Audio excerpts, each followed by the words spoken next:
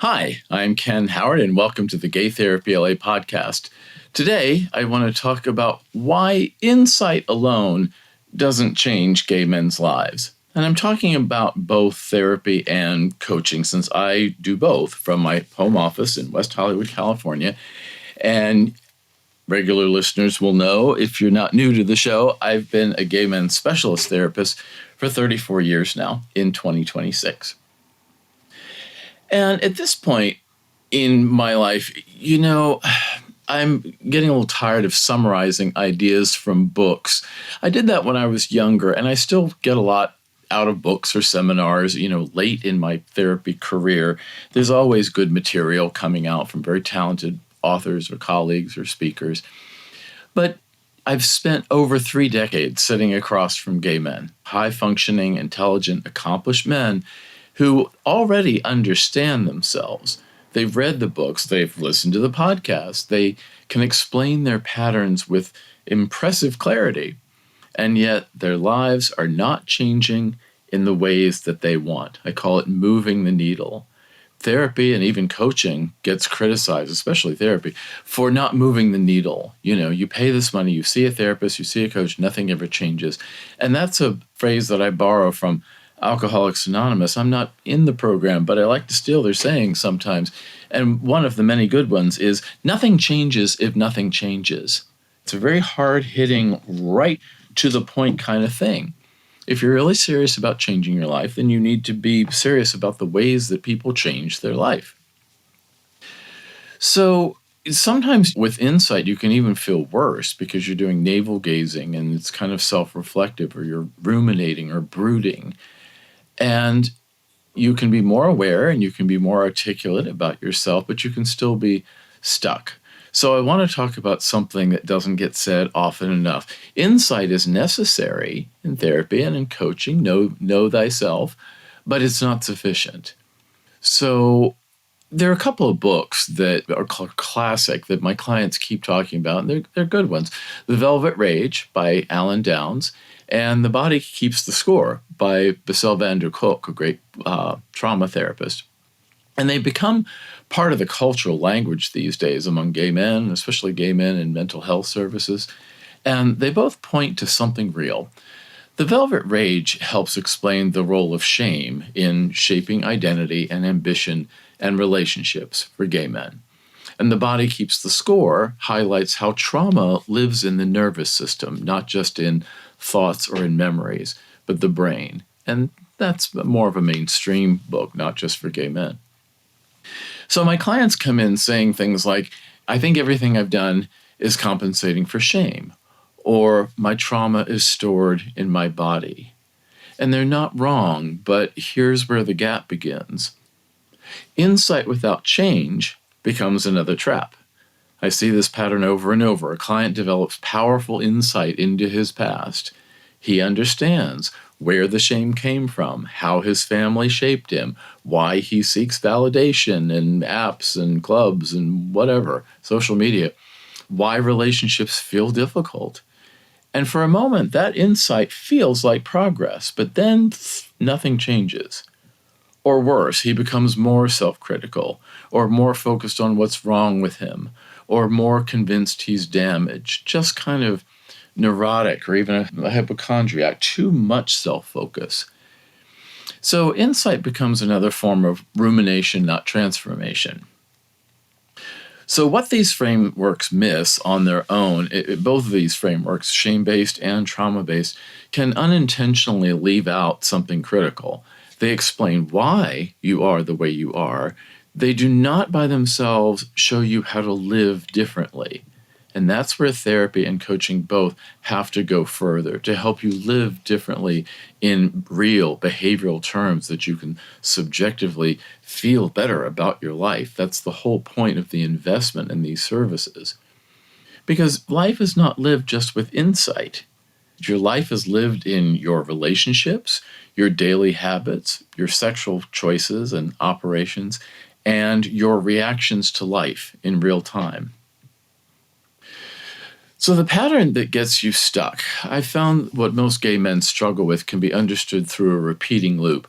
A trigger leads to a thought, leads to a body state, leads to a behavior, leads to an outcome. So let's break that down a little bit. A trigger is, let's say, you feel ignored or rejected or uncertain. And then the thought is, I'm not enough. I need to fix this. I need to feel better right now. It's a body state, anxiety, urgency, emptiness, restlessness. And then there's a behavior, opening an app, seeking sex, overworking, withdrawing, chasing validation. And the outcome is a short-term relief followed by the same underlying feeling. And then the loop continues. So this is not a defect, it's a system. And one of the most important reframes that I offer clients is this: your patterns are not random and they're not moral failures. They are systems that developed to help you cope. If you grew up as a gay man feeling different or unsafe or judged, you adapted. You learned to perform, to achieve, to attract, to protect yourself emotionally. And those strategies worked until they didn't. So why insight alone doesn't break the loop is because insight can help you see the loop, but it doesn't automatically interrupt it. Because the loop is not just cognitive, it's also behavioral and physiological. You don't just think your way into change in life. You have to notice the pattern in real time, tolerate the discomfort of not following it, and do something different repeatedly. That's where real change begins. So what actually creates change in my work with clients, the shift happens when we move from understanding to structured change. And that includes, number one, identifying core beliefs. Not just, I have shame, but what do you actually believe about yourself? What do you believe? How would you describe yourself? What's the one word that would describe yourself, let's say?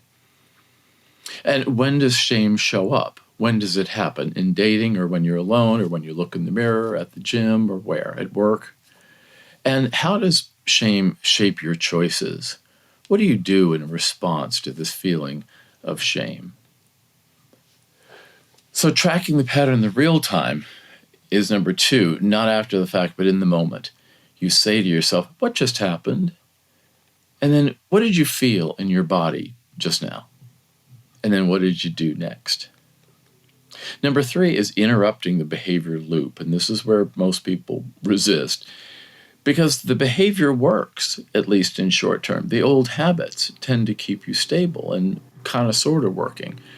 But when we begin to test alternatives, delaying, choosing differently, tolerating discomfort, that's when we make some progress. Number four is building a different life structure. Change is not just stopping something like a bad habit or a modus operandi. It's replacing it with connection and purpose and stability and self-respect. Number five is repetition over time. This is the part no one likes, but it's the truth. You don't change your life through one breakthrough. You change it through a repetition of a new behavior, a replacement behavior. And the real goal isn't just insight, it's freedom. The men I work with are not looking for more insight necessarily, maybe a little bit if they're kind of new to seeing themselves, knowing themselves. But they're also looking for relationships that actually feel stable, sex lives that feel integrated and not compulsive, a sense of self that doesn't collapse under some kind of pressure, or relief from the constant background anxiety or emptiness in your life. That doesn't come from just understanding your past alone. This is why some forms of therapy can be criticized, especially psychoanalytic, because insight, and understanding your past alone gives you a self-knowledge and an insight, but does it actually change your life in especially measurable ways, or your quality of life? It comes from changing how you live in the present, day to day, even moment to moment. So a more useful way to think about therapy, if you've read books like The Velvet Rage or The Body Keeps the Score or so many other ones, you already have a foundation about what these very talented authors say. What therapy does, at least the way I practice it, is this. we take those ideas and we map them directly onto your real life. Then we systematically change the patterns that keep you stuck. Not just insight, not just awareness, but behavioral change. So if this feels familiar, if you're recognizing yourself in all this, if you're someone who already understands a lot about yourself, but you still kind of feel stuck in life, that's not a failure. It just means you're ready for the next phase of the work of your personal growth. Personal growth is a lifelong process, lifelong learning. I love that concept. And this is the phase where insight becomes action. So, as you know from the website and stuff, I offer individual and couples therapy and even polycules sometimes for gay men throughout California where I'm licensed. And then I offer coaching nationwide and even worldwide. Wherever you are in the world, we just figure out the time zone for your sessions. So if you're ready to move beyond understanding and start creating real change, then think about scheduling your free 15-minute consultation with me. Because at a certain point in your life, it's not about knowing more, it's about living differently. So with insight, here's the second part of this really, is what do I actually do? We can read self-help books and say, okay, this is the problem, and this is why it is, and this is what it's called, and this is how it's been coined.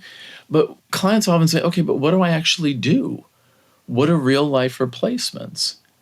When change is not just stopping something like a habit or an old way of doing things, it's replacing it with a new way of doing things, a new way of life, a new way of feeling.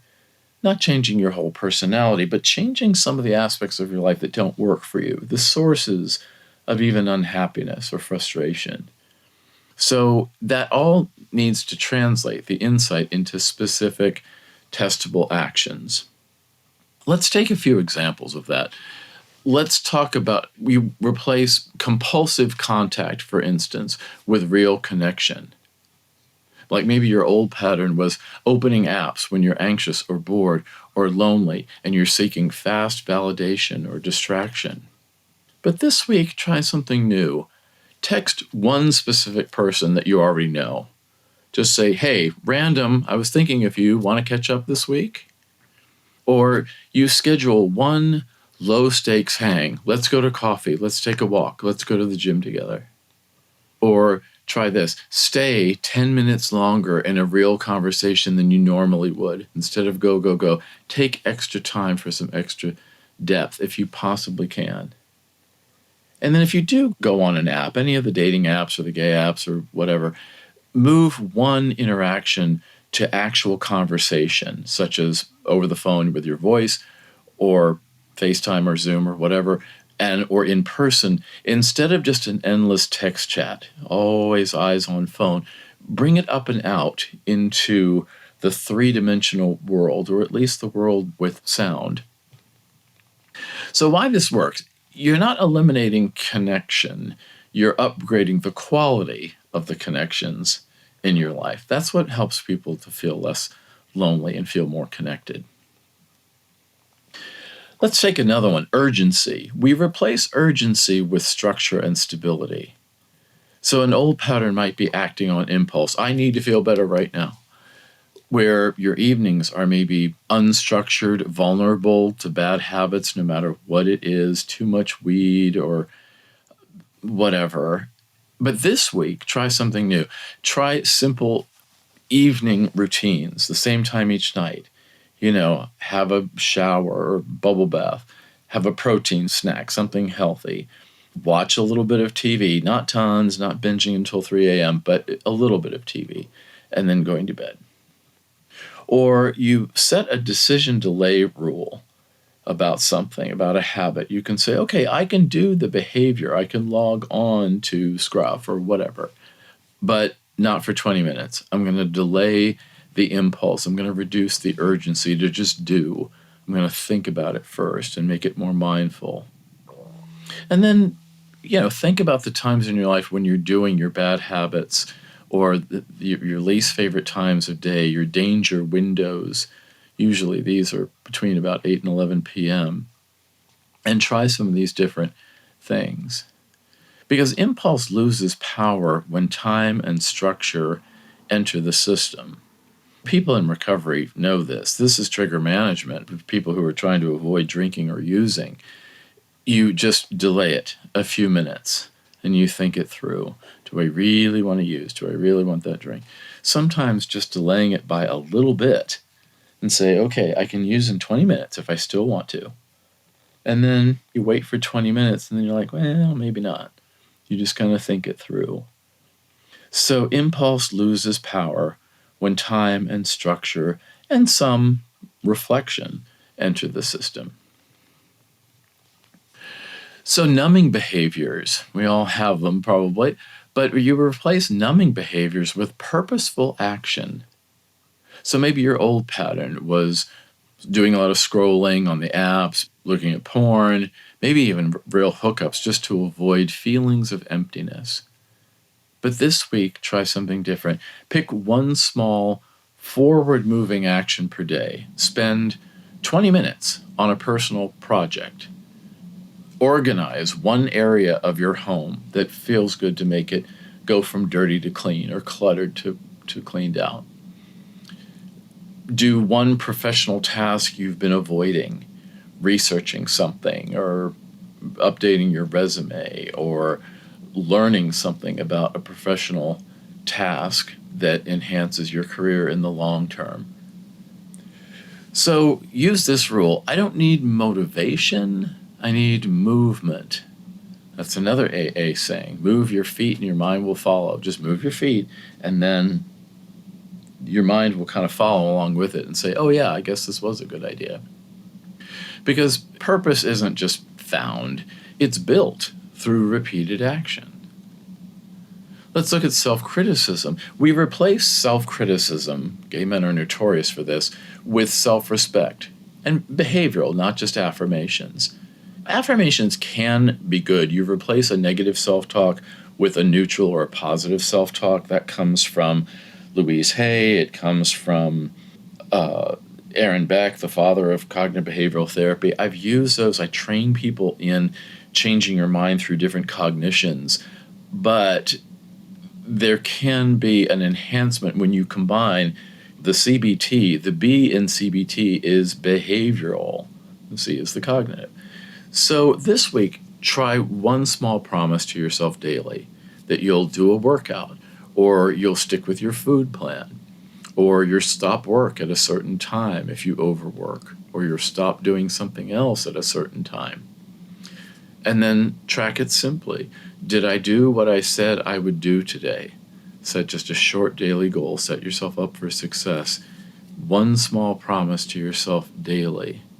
Because when you accomplish these things, even little things, you feel like criticizing yourself less. You respect yourself more. So self-respect comes from evidence of doing things that you feel good about, not just thoughts alone. Next one is, let's replace automatic behavior with awareness and choice. The old pattern would be you do a behavior and it happens before you're even aware of it. Just automatic pilot, just impulse. But this week, try this. Insert a pause question before the behavior. Could be drugs, could be alcohol, could be hooking up, could be overeating, something, especially a behavior you don't really like. And you say, what am I actually feeling right now? Because I'm being triggered, so what am I actually feeling right now? And then say, what do I need? Do I need relief? Do I need connection? Do I need something fun that's a distraction? So you're not forbidding the behavior, but you are making it conscious. What am I feeling? What am I responding to? The next one is to replace isolation with a micro-exposure. Many clients think connection equals some big social effort, and then that's why they avoid it. They get introverted, they get overstimulated. But this week, try something different. Try one micro social action per day. Do a brief conversation at the gym or at the grocery store or wherever you hang out or go to. Say more than just hi to a neighbor. Get a little mini conversation in there with them and make a little connection just for a minute. Or maybe online even, you could comment meaningfully in some kind of group or chat, or even in person in some kind of group. And this works because you're lowering the threshold for connection. If you do just little micro exposure of connections, you're actually going to build that muscle. It's like in the gym. If you're really new to an exercise or you're new to the gym, you don't do heavy weights. You don't do a lot of reps. You do very light, very manageable, just to get an idea of what it's like. It's the same thing with the micro exposures socially.